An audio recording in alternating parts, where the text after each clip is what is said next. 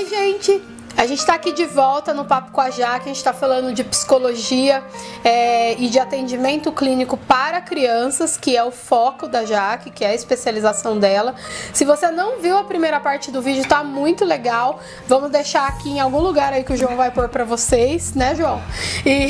E aí vocês veem a primeira parte do vídeo, a gente vai dar continuidade aqui, vocês vão entender tudo bonitinho. Jaque, muito obrigada novamente. Vamos continuar o nosso papo. A minha pergunta hoje a gente falou na gravação passada sobre como é quando chega, como que é o seu papo com a família, quais são as dificuldades que você pode ter e quais são os benefícios de uma criança fazer psicoterapia. Hoje a gente sabe que não tem como atender uma criança sem considerar o ambiente escolar também, né? O adulto muitas vezes a gente consegue não passar por todos. Com a criança não dá. Acho que hoje o nosso papo vai um pouquinho entrar nessa questão da escola. O que tem aparecido? Eu já entendi lá no nosso primeiro papo que muita criança vem porque a escola manda, embora não esteja muito claro para os pais o porquê. E às vezes está, né? Mas tá bom. Primeiro, por que a escola manda? Você consegue pegar isso às vezes? Como que acontece lá no consultório? Então, normalmente os pais falam, né? Por quê? Porque a escola, eles mandam, alguns falam de uma maneira um pouco mais sutil, mas a maioria fala, olha, precisa de uma ajuda por isso, isso e isso. E na maioria das vezes são, né, como eu falei lá já, as questões comportamentais daquela criança que não ouve o não, que não segue regra, que briga, e também das questões pedagógicas, né? Sim. Mas de qualquer forma, eu sempre vou até a escola, mesmo quando os pais chegam. Eu ia mesmo te perguntar isso, porque não é todo profissional que vai, né? Não. Mas eu lembro que a gente aprendeu que a gente pode ir na escola. Sim, eu vou. Ótimo. Na verdade, eu vou, assim, bastante. Então, eu sempre gosto, mesmo quando os pais falam, ai, tá tudo bem na escola. Tá, tudo bem, eu acredito, mas deixa eu ver também, né? Quero eu ver. Deixa eu conhecer essa professora, deixa eu entender como que são os amigos, se tem amigos. Então eu sempre vou até a escola. Eu tento manter uma relação bem de parceria com essa escola, com os professores, com os coordenadores, né, pedagógicos normalmente. E eu vou para observar. Então eu vejo como que essa escola tá lidando com essa criança, eu vejo como essa criança tá lidando com os amigos. Vejo a questão de bullying, se existe, se não existe. A gente consegue pegar isso em uma visita? Como que você faz? Você vai vez ou outra? Você costuma ir no início? Então, eu sempre vou no momento que a família acha confortável. Porque tem famílias que não gostam que a gente vá antes de iniciar as aulas, por exemplo. Por uma questão de, eu não quero que a escola saiba que meu filho faz terapia ainda. Mas depois que começam as aulas, aí começam a surgir as necessidades, e aí eu falo, não, eu tenho que ir. Sim. E aí eu vou. Então, aí eu sempre vou até lá e eu faço observação. Às vezes, na própria observação, você pega alguma coisa, percebe que aquela criança fica um pouco mais sozinha. Né, que a criança não brinca tanto, ou os professores relatam, olha, as crianças, ele tem dificuldade de lidar com as crianças, mas nem sempre o bullying é pra ele, às vezes é ele quem faz, e por isso que as crianças não querem ficar perto. Entendi. Né? E aí você também consegue ver isso. Sim, porque aí essa parte normalmente os professores contam, né? Então, tem os dois lados. Eu preciso saber quem é a minha criança, quem é o meu cliente, né? Às vezes ele não é a vítima, né? Exato. Então, eu preciso saber quem é a minha criança ali naquela escola, como em todos os ambientes, né? Muito legal. E aí, tá bom. Peguei uma situação de bullying, seja porque ele sofre ou porque ele comete, ou peguei ele mais tristinho, mais sozinho, porque alguma criança brinca de uma maneira pejorativa por causa de alguma característica dele. A gente sabe que criança é muito cruel, né? Não tem essa noção de vai magoar, de vai doer tão clara. E aí você volta pro consultório. Sim. Como que é esse trabalho? Tô lá com uma pessoa que de repente tá com bastante dificuldade de interação na escola, porque não sabe falar direito, porque não aprende direito, e aí os amigos zoam, brincam. A condução disso. Sim. Então, se ele for a pessoa que faz o bullying, aí eu vou fazer com que ele trabalhe, eu vou desenvolver nele a empatia. Certo. Né? Então, a gente vai criar situações na clínica em que ele se sinta no lugar do outro. Certo. Então, pode ser por jogos, pode ser... Claro que eu não vou fazer bullying com a criança, né? Não, né? Mas a gente cria jogos, cria situações, cria histórias, né? Pra que ele se coloque no lugar do outro e ele saque, olha, o que eu tô fazendo não é legal. Então, ele possa ir mudando.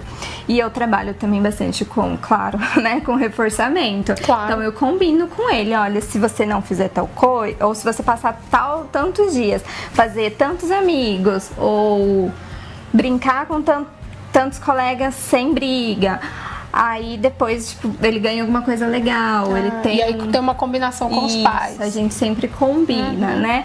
Porque aí ele vai ter um reforço pelo bom comportamento dele. E aí a intenção é que isso vá se mantendo.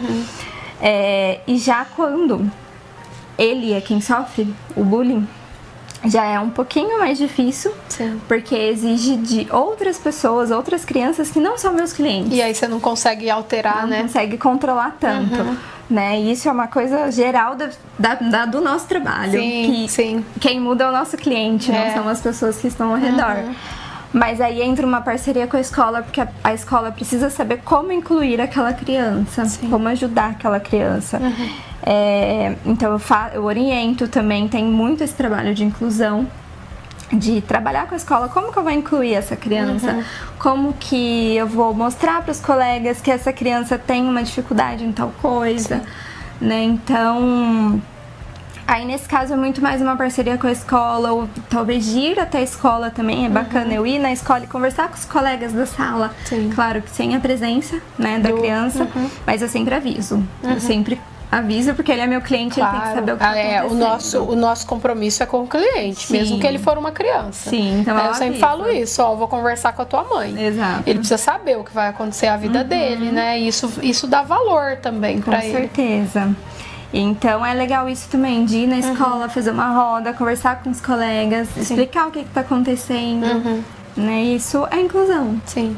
Já aconteceu, porque já aconteceu comigo, que a gente tentou, nós não conseguimos um engajamento tão bacana da escola. Claro que no meu caso não era pequeno, né? Mas os pais optaram por trocar de escola. Né? E aí a gente conseguiu. Eu percebi que aí a menina era uma adolescente e aí ela deslanchou, assim, sabe? De um jeito que a gente ficou até meio preocupado, vamos dar uma segurada ali, porque a escola não veio conosco quando a gente... acontece. Né? A escola às vezes também dá uma travada. Acontece. E às vezes precisa mudar de escola. A gente sabe que não são todas as escolas que são inclusivas. Não são todas as escolas que têm abertura. Tem muito também uma questão que às vezes as escolas acham que a gente está indo lá para ensinar uma coisa que eles já sabem, que a gente está competindo, e não é isso. Entra naquele movimento da mãe, né? Que nós falamos no primeiro vídeo. Então eles precisam entender que é uma parceria, né? Estamos todos pelo bem das crianças, né? Daquela criança. Então, às vezes acontece de precisar mudar, e se esse for o melhor para a criança, nós vamos fazer, né? Muito legal, Jaque. Vamos falar um pouquinho sobre o autismo? Eu tenho um olhar muito especial para eles, eu acho eles incríveis. Eu trato um pré-adolescente autista e é muito maravilhoso. E você se especializou nisso, né? Eu entendi lá no primeiro vídeo que foi porque apareceram oportunidades e você foi aproveitando, e você já gostava, e com criança e tal. Por que isso? Você também se simpatiza? Eu me simpatizo muito, mas eu, por exemplo, eu não vou por esse caminho tão focadamente. O consultório tá lá, se eles vierem, vamos trabalhar, mas não é uma coisa tão direcional como a sua, né? Por que você decidiu, vou me especializar nisso? Primeiro, porque eu trabalhava na área, né? Já trabalho, né, com autismo. E eu gosto muito, né? Então, depois que eu conheci análise de comportamento, conheci autismo, eu me apaixonei. E essa especialização que eu fiz, junto os dois, junto a clínica e junto ao autismo, né? São feitos em momentos diferentes, mas é uma especialização dos dois, né? De ambos. Então, eu aproveitei, né? E engajei nos dois, porque são duas áreas que eu gosto muito. Não sei escolher entre uma ou outra. Vamos fazer tudo isso junto? Sei que em algum momento da minha vida eu vou precisar escolher. Mas por enquanto eu tô manejando bem ali ambas. E se aparecer na clínica também ótimo, né? Hoje eu não tenho autista na clínica, mas atendo fora da clínica, né? Em casa. E se aparecer na clínica eu vou também, mando bala, né? Porque eu gosto. São minhas paixões, crianças e o autismo, né? Qual que seria o ponto que mais separa? Porque um possível atraso cognitivo nós vamos ter na criança típica também, né? Qual seria o ponto de separação entre o autismo? Porque eu percebo no meu que, como o meu é pré-adolescente e é um autismo leve, ele foi bem até certo ponto da escola. Quando a gente começa a entrar com mais significações, que precisa interpretar texto, aí começou a ficar mais claro, né? E a mãe também não sabia, ela levou pro psicólogo porque a escola falou alguma coisa que não tá dando certo. E aí eu identifiquei que era isso, a gente fez todo lá o trabalho com o neuro e tal para dar continuidade. Na criança, isso é visto mais cedo no teu caso, eu acho, né? Porque você tem lá os pequenininhos. O que você acha que diferencia, assim, Kelly? É totalmente oposto trabalhar com uma criança autista ou uma criança... Então, é que na verdade não é oposto. No meu caso, ambos são com análise do comportamento. O que vai diferenciar é a maneira como eu aplico a análise do comportamento. Entendi. Né? Entendi. Então, o autismo, ele é um transtorno neurológico e que, identificado antes dos 2 anos ou 2 anos, é a melhor idade, né? Sim. E a partir daí já tem que começar a ser trabalhado. Então, o que vai no tratamento em si, acho que essa é a pergunta, né? O que vai diferenciar é mais a estrutura e o grau do autismo, né? Porque o autismo é um espectro. Então, às vezes é muito grave, né, Jaque? Sim. Ele pode estar em ambas as pontas do espectro, pode estar no meio, pode estar em algum local ali do espectro. E a intenção é que a criança chegue mais perto da última ponta possível, né? Então, para isso... Desenvolver mesmo. Sim, ele vai se desenvolvendo. E aí, isso a gente trabalha desenvolvendo algumas habilidades específicas, né? Aí tem uma avaliação específica que é feita para ver em qual marco do desenvolvimento infantil aquela criança tá. E a partir disso, identificado qual marco que ela está no desenvolvimento, aí a gente vai trabalhar algumas habilidades que ele precisa para ir se pareando com uma criança típica. Né? Claro que é difícil ficar no mesmo patamar. Isso, igual. Mas a gente vai chegando o mais próximo possível, né? E aí andando no espectro, né? De acordo conforme ele for se desenvolvendo mesmo. E aí a terapia com autismo é mais estruturada, né? Eu acho que precisa ser, né? Bem estruturada, né? Tem um início, um meio, um fim. Ô, Jaque, eu vejo assim, eu já acompanhei casos assim, um potinho branco, eles não conseguem acompanhar que aquilo, não tem a noção de prova que nós temos, né, sal, açúcar. Eu lembro que esse que eu comecei a acompanhar, eu comecei a querer entender com a mãe, né, porque a escola disse que era para trazer aqui para você, é isso, tá aí, né. E aí eu fui querendo entender com a mãe coisas corriqueiras, porque eu já estava desconfiada. E são coisas tão sutis, por exemplo, a minha sala ela tem uma persiana que quando venta pode fazer barulho. Como o manejinho deles dá uma aumentada com o barulho, né? Eles já começam a ficar um pouco mais agitados, assustam. Então, são coisas que pra nós são tão despercebidas. Eu acho que é por isso que eu acho eles tão maravilhosos. Porque pra gente é tão despercebido, aquele negócio bate ali na minha cabeça o dia inteiro e eu nem tchum. Quando é ele que tá lá, eu assusto junto, assim. Parece que eu fico muito mais ligada no ambiente.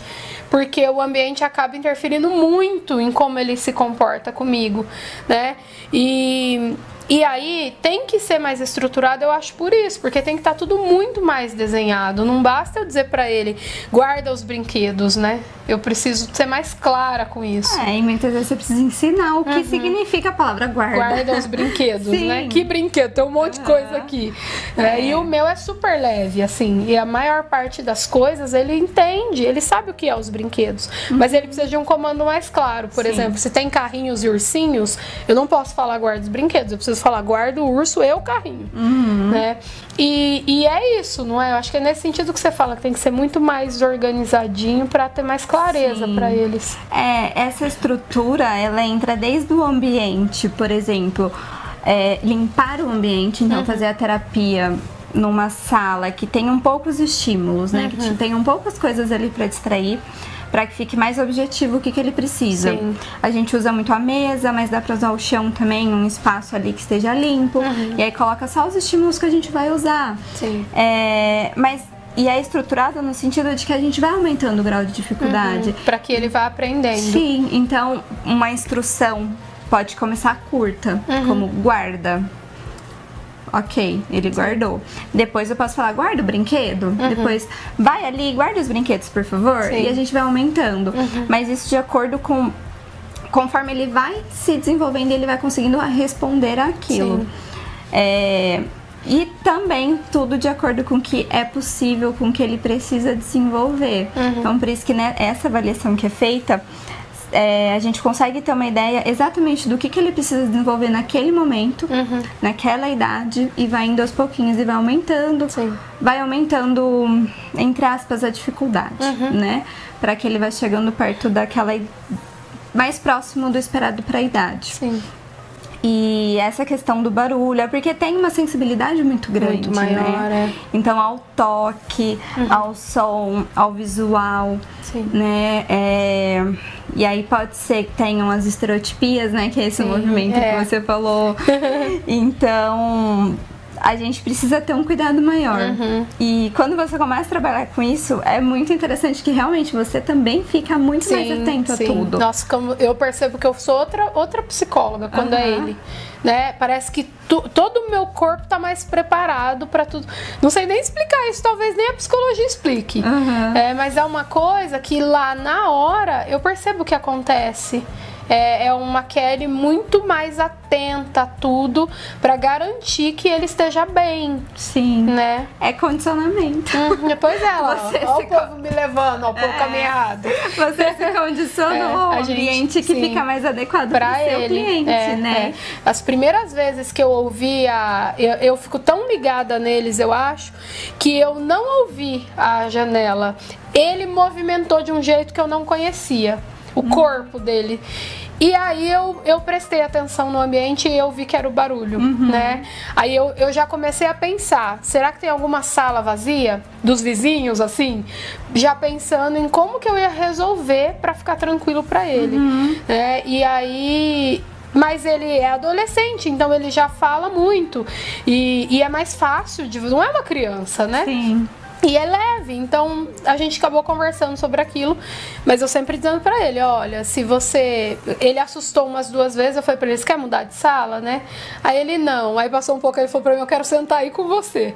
Aí ele veio, é a coisa mais bonitinha do mundo. Aí ele veio e sentou junto comigo na minha cadeira, e aí eu acho que ele ficou mais, aqui eu tô mais seguro, né? Aí foi. Aí eu falei, bom, se tá bom assim legal, pra ele vai aprendendo a lidar com isso também. Né?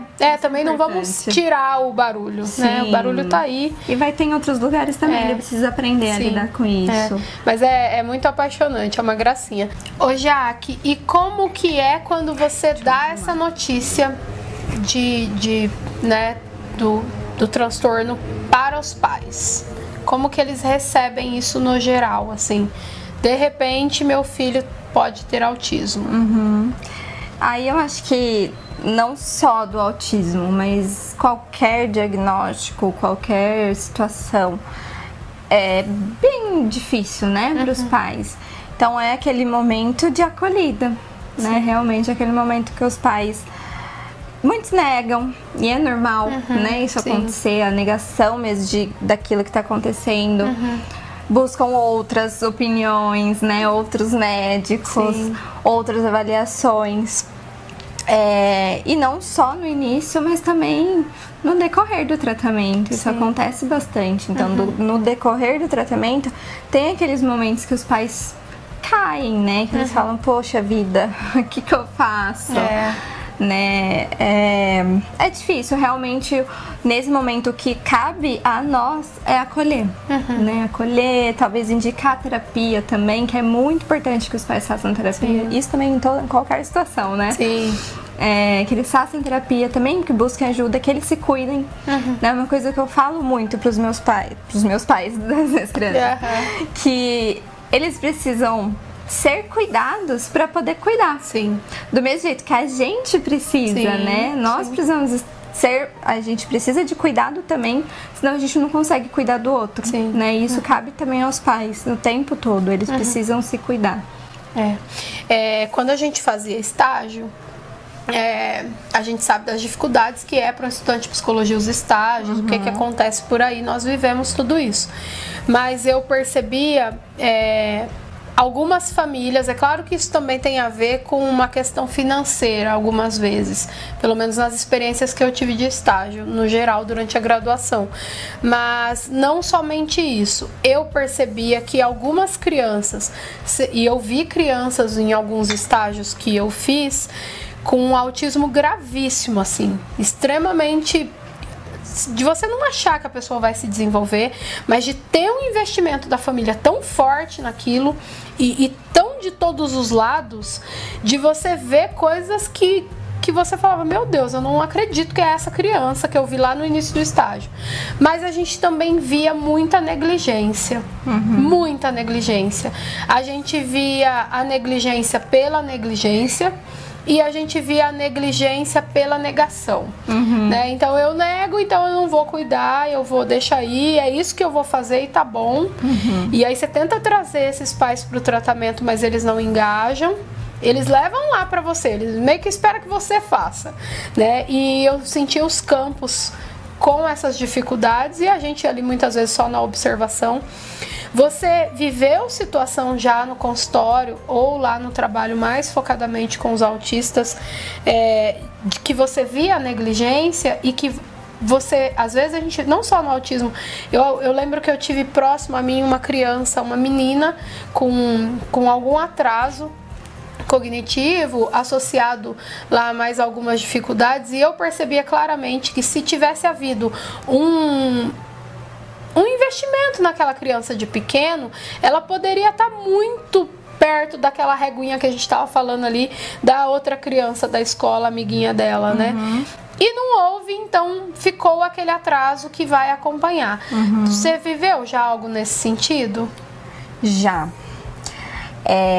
mas é importante, assim, eu acho que existe esses dois lados que você falou, realmente, da negação e a negligência por negligência. Mas existe também um lado dos pais que não dão conta.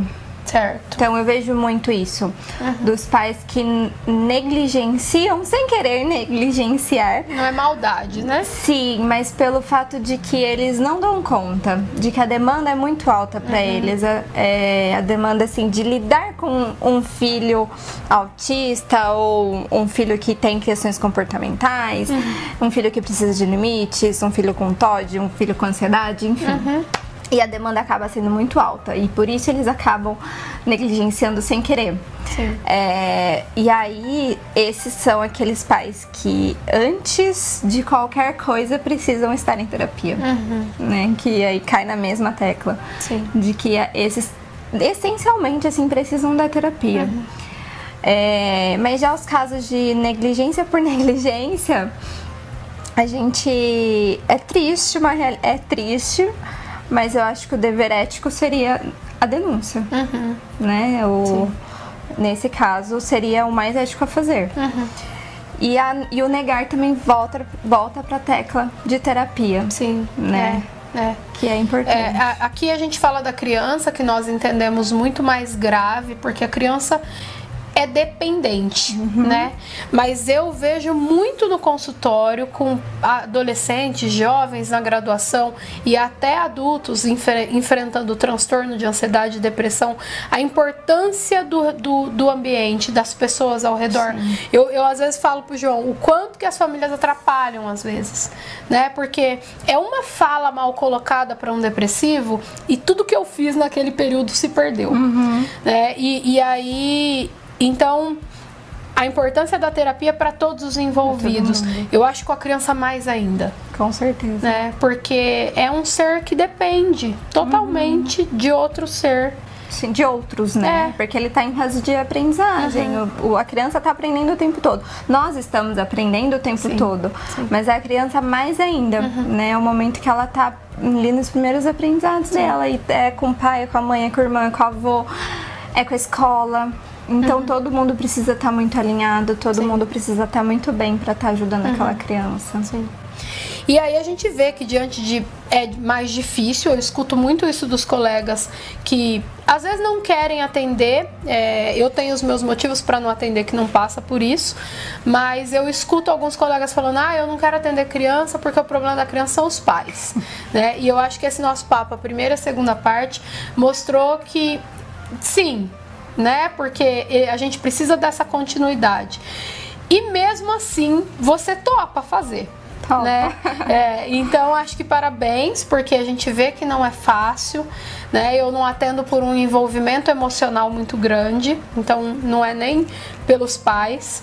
Mas no teu caso, a gente sabe que tem esse embate com os pais ou com qualquer cuidador, seja o avô, a tia, quem cuidar da criança e com a própria escola, né? Mas você acha que vale a pena, já que tem valido a pena? Nossa, com certeza, né? É a melhor coisa do mundo. Sim. A hora que chega uma criança e você vê o resultado. Sim. Quando eu vejo que aquilo que eu tô trabalhando com aquela criança tá tendo resultado. Quando a escola me liga, me manda um e-mail e fala, nossa, fulaninho melhorou muito. Ótimo. Ou quando a criança que antes chegava no meu consultório destruindo tudo, aconteceu essa semana.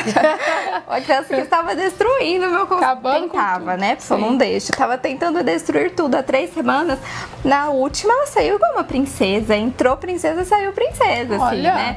Então, são essas coisas que deixa a gente feliz, né? E quando a gente vê que as habilidades que elas precisam desenvolver estão sendo desenvolvidas, quando os pais conseguem seguir aquilo, eu gosto de pedir registro para os pais, né? Eu sempre peço os pais registrarem o que está acontecendo. Quando saem de férias, eu sempre dou tarefas de férias para eles irem cumprindo, porque a continuação da terapia é em casa. Sim. E quando os pais chegam com aquilo tudo preenchido, bonitinho, é maravilhoso, né? É o meu reforço e aí eu reforço eles também, né? Então, com certeza vale 100% a pena, porque é muito bom, é muito gostoso. E eu não vejo os pais como um problema, eu vejo eles como meus parceiros e aqueles que vão continuar a minha terapia, por isso que eu treino eles. Então eles vão continuar em casa, eles não vão ser terapeutas, vão ser pais, mas vão ser pais que vão saber manejar os comportamentos do filho, vão ser pais que vão saber lidar com os sentimentos, vão ser pais que vão saber educar e cuidar da criança. E acho que o diferencial tá nesse olhar mesmo. Sim. Né? É você entender que faz parte do processo e você tem que trabalhar com isso e pegar isso pra você mesmo. Sim. Parabéns. Obrigada. Eu acho que esse nosso papo reforçou, usando aí a sua fala de comportamental, mais os meus motivos para confiar. Obrigada, viu? Por ter topado, por ter vindo aqui, por ter dividido isso com a gente. Eu tenho certeza que o povo vai gostar muito. É muito legal falar de criança, né? Gente, é isso. Estamos encerrando aqui o papo com a Jaque. Espero que vocês tenham gostado, que tenha feito sentido para vocês. Curta o vídeo, compartilha, fala conosco lá no Instagram. Se vocês querem continuar falando sobre criança, se tem algum assunto específico, eu convido a Jaque para voltar, tá bom? Um beijo e tchau, tchau. Até a semana que vem.